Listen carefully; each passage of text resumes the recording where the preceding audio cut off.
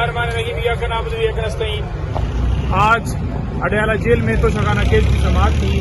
मेरे left side के ऊपर अली जाज भुट्टर साहब सीनियर एडवोकेट और बैरिस्टर मुबशर मकसूद अवान साहब खड़े हैं।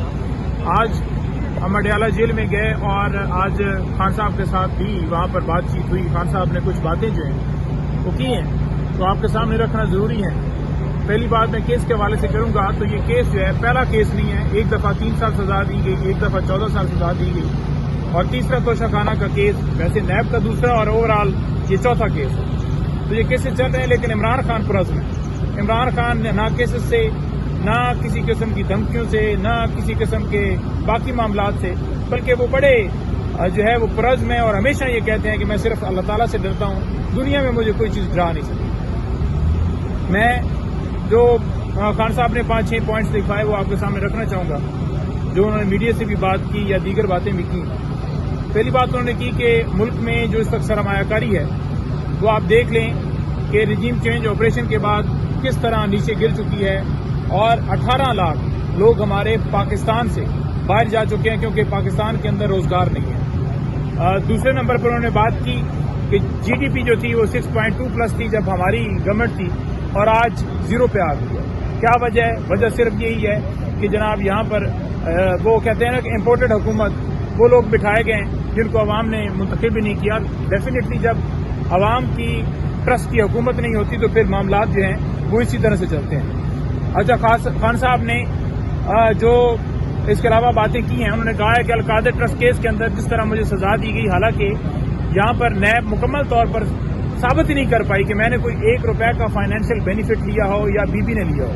बीबी के हवाले से ईमा का रोल था, लेकिन केस के अंदर तो कहीं पर ये नहीं साबित कर पाए कि कैसे ईमा हो गई और कैसे 7 साल सजा हो गई। लेकिन क्योंकि ये फिक्स मैच था तो उन्होंने सजा देनी थी, वो उन्होंने दी।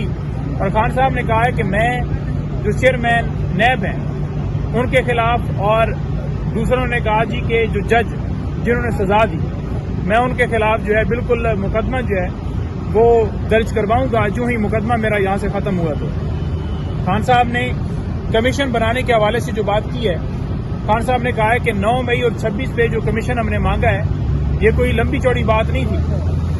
हमने जब अनाउंस कर दिया तो फौरी बना सकते थे अगर आपकी नीयत होती। हाँ, कमीशन में क्योंकि दोनों पार्टियों को सुना जाता है, तमाम मौक़िफ़ सामने आता है, किसका कसूर है, किसके लोग शहीद हुए, कैसे एक पूरा क्रैकडाउन किया गया, कैसे लोगों को 10,000 वर्कर्स को 9 मई में उठाया गया, 26 में शहीद किए गए, मिसिंग हैं, इंजर्ड किया गया। आज जो हमारे जिनको गोली लगी है उनका भी फिगर खान साहब ने 111 दिया। लेकिन ये तादाद जो है वो डेफिनेटली बहुत से लोग ऐसे हैं जो सामने नहीं आ रहे, जो नहीं बता रहे कि हमें भी गोली लगी है, क्योंकि लोगों के घरों में घुस जाना, वहाँ उनको थ्रेट्स करने, उनकी फैमिली को डराना, धमकाना, उठा लेना, वो सारी सूरत हाल आपके सामने है। तो उन्होंने कहा जी कि भाग वो ही रहा है जो खुद झूठा है। तो अगर वो सच्चे हैं तो आते ग्राउंड में मुकाबला करते, लेकिन ये कह रहे हैं कि मुज़ाकरात जो हैं हमारी तरफ से ख़त्म हुए हैं। तो मुज़ाकरात, पहली बात तो यह है कि इनकी अपनी कैपेसिटी नहीं है कि ये खुद से कोई फैसला करते। डेफिनेटली पीछे से इनको आशीर्वाद हुई तो ये आगे आए, लेकिन ये एक्सपोज हो गए सारे अमल के अंदर जो हमारे हवाले से ये कहते थे कि हम मुज़ाकरात की बात नहीं करते। तो ये मेरा कदम बढ़ाना इनको एक्सपोज कर गया है कि इनकी असल हकीकत क्या है। खान साहब ने इसके अलावा ये कहा है कि मेरे केसेस के ऊपर 50 करोड़ रुपए खर्चा जो है वो प्रोसिक्यूशन ने इनको दिया गया है, इन वकीलों को दिया गया है। और इतना हुकूमत का, यानी ये बेसिकली हुकूमत अवाम की होती है, इस तरह से इस्तेमाल किया गया और ये सिलसिला जारी है। इसके अलावा आप देख लें कि जिस तरह जजेस आते हैं, फ्यूल सारा खर्चा और तमाम तर डेफिनेटली खान साहब की अपनी जो है वो सारी चीजें भी उसमें शामिल हैं। लेकिन इन सारी चीजों के बावजूद आप देख लें कि एक केस भी सच साबित नहीं हुआ। जो ही हाई कोर्ट में गया वो 0 हो गया केस। इमरान खान साहब अल्हम्दुलिल्लाह हर केस में 34 साल सजा हुई और उनमें से एक सजा भी नहीं बची। ये 14 साल अब दोबारा दी गई है और बीबी को साथ दी गई है। खान साहब ने कहा कि नवाज शरीफ, क्योंकि उसने डील की थी 24 अरब रुपए की, और इसके अलावा दीगर, यानी आप मरियम देख लें, जरदारी देख लें, उन तमाम के केसेस खत्म हो गए। और नैब तरमीम से खान साहब ने कहा कि 1100 अरब रुपए का फायदा होना था हुकूमत। लेकिन आप ये देख लें कि 1100 अरब क्या, और कि हम लॉस में चले गए हैं क्योंकि इन्होंने अपने केसेस खत्म करवाने थे। اس کے علاوہ خان صاحب نے کہا ہے کہ خان صاحب خواہش رکھتے ہیں کہ 9 مئی اور الیکشن جو دھاندلی ہوئی ہے پشاور میں اور مختلف سیٹیں ہماری ہرائی گئی ہیں کہ اس کے اوپر جو ہے نا KP میں کمیشن بنایا جائے. انہوں نے ہدایت جاری کی ہیں کہ اس میں ہماری جو لیگل کمیٹی ہے اس کے اوپر اجلاس بلائے. گور صاحب بھی تھے, باقی بھی دیگر شیخ شہین صاحب تھے اور ہمارے دوست وکلاء موجود تھے وہاں پر. تو ہمارا آج انشاءاللہ اس میں اجلاس جو ہے وہ ہوگا اور اس میں ڈسکشن تمام تر جو ہے وہ کی جائے گی اور اس کے بعد جو ہے وہ کمیشن کی طرف بڑھیں گے لیگل سارے ایسپیکٹ دیکھتے ہوئے. خان صاحب نے جو میں آخری میسج دے رہا ہوں, اس کے بعد علی بھٹر صاحب کو میں موقع دوں گا.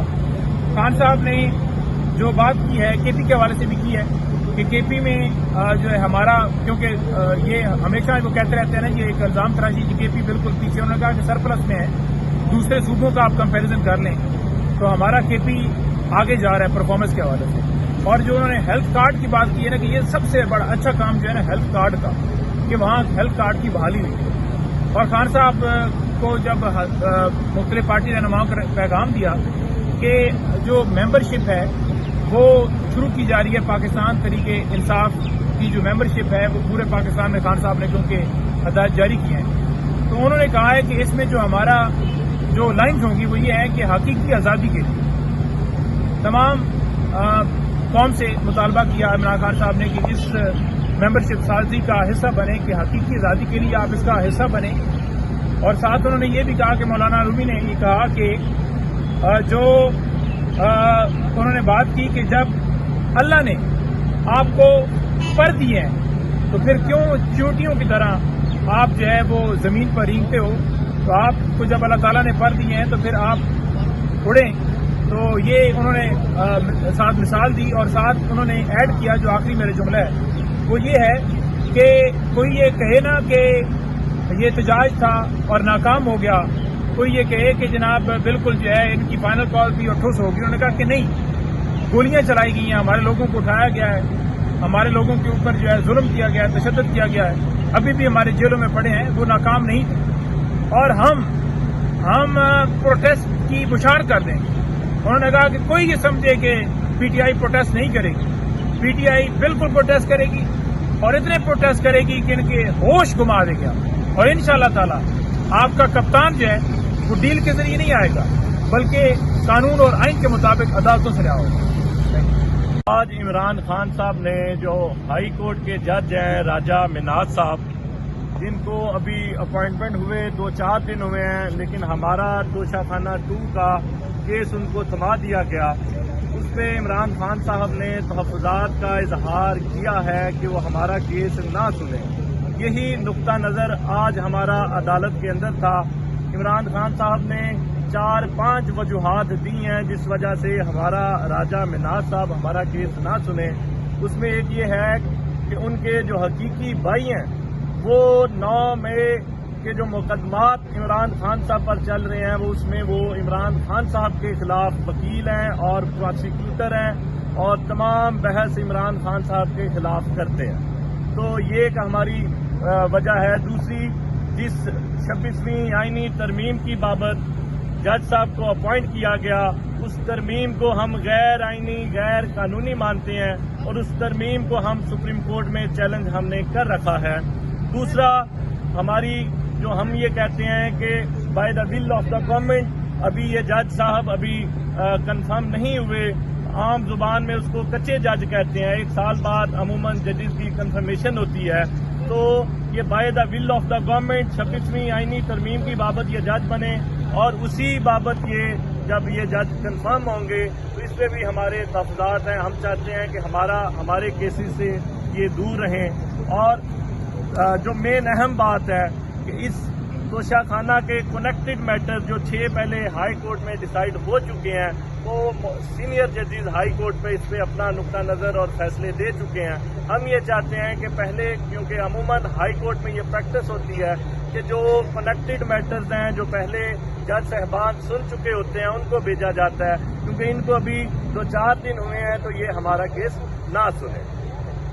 تیسری, عمران خان صاحب نے القادر ٹرسٹ میں جو بات کی کہ لندن کی عدالتوں میں یہ ثابت ہو چکا ہے کہ یہ پیسہ جو ادھر پاکستان میں بھیجا گیا یہ منی لانڈرنگ کا پیسہ نہیں تھا، کسی سٹیج پہ پروسیڈز آف کرائم یہ ثابت نہیں ہوا۔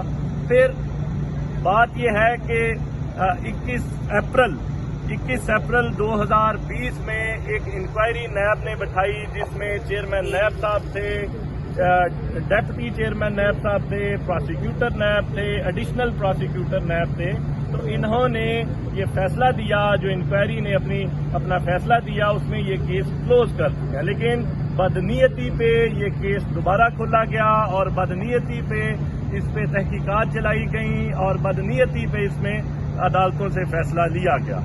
عمران خان صاحب یہ سمجھتے ہیں کہ کس طرح بدنیتی ہمارا ایک ٹکا ثابت نہیں ہوا اور عمران خان صاحب پر اور بشرا بی بی صاحبہ پر فیصلہ دے دیا گیا 7 سال اور 14 سال، تو ہم قانونی چارہ جوئی کریں گے۔ چیئرمین نیب جو ابھی موجودہ چیئرمین نیب تھے جنہوں نے اس پہ انکوائری کی، اور ایسے جج جنہوں نے ہمارے خلاف فیصلہ دیا، جن کے بارے میں سپریم کورٹ بھی لکھ چکی ہے 2004 میں کہ یہ جج بننے کے قابل نہیں ہیں، پھر بھی ان کو کیس تھمایا گیا، انہوں نے فیصلہ دیا اور ایک ایسے ایویڈنس اور پروسیکیوٹر جس میں یہ مان چکے ہیں کہ عمران خان صاحب کا ایک ٹکا ثابت نہیں ہوا، تو اس میں انہوں نے فیصلہ دیا۔ تیسری اہم بات یہ ہے کہ جو تماشا اور مذاق اس ملک میں 32 مہینوں سے جاری تھا، وہی تماشا اور مذاق ابھی بھی جاری ہے۔ کل ہمارے ایم این اے میاں غوث صاحب کو لاہور سے ابڈکٹ کیا گیا اور جو چادر 4 دیواری کا تقدس پامال کیا گیا ان کے گھر میں، ویڈیو ساری آپ نے دیکھی، میڈیا پہ چلی، وہ انتہائی قابل افسوس اور قابل مذمت ہے۔ شکریہ۔ آپ نے بات کی، میں اس کو تھوڑا ایڈ آن کروں گا۔ خان صاحب نے کہا یہ کلیم کرتے ہیں کہ آپ پروٹیسٹ کرتے ہیں اور پیسہ ضائع ہوتا ہے۔ اس کے برعکس دیکھیں کہ انہوں نے پروٹیسٹ کو روکنے کی خاطر کتنی ریڈز کی، کتنے چھاپے مارے، روڈز بلاک کیے، تمام ملک کو بند کر دیا، کتنا نقصان ہوا۔ اور جب سے یہ رجیم چینج ہوا 42 ارب ڈالر کا نقصان ہوا اور جو گروتھ ریٹ تھی وہ 6.17 سے نیچے گر کر 0.17 پر آ کے کھڑی ہو گئی۔ اور سب سے بڑی اور اہم بات کہ پاکستان کا جو برین ڈرین ہو رہا ہے، جو بچہ باہر جا رہا ہے، کہ یہ 1-2 سالوں میں 18 لاکھ بچہ یہاں سے بیرون ملک چلا گیا۔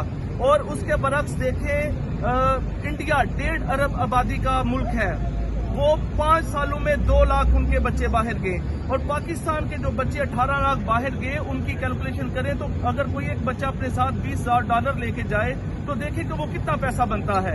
ان کو یہ ہوش کے ناخن لینے چاہیے کہ تماشا بند کرنا چاہیے، جو پاکستان اور اس کی قوم کو جو انہوں نے دلدل میں دھکیلا ہے ان کو واپس مڑنا چاہیے اور پاکستان میں حقیقی معنوں میں رول آف لا آنے دیا جانا چاہیے۔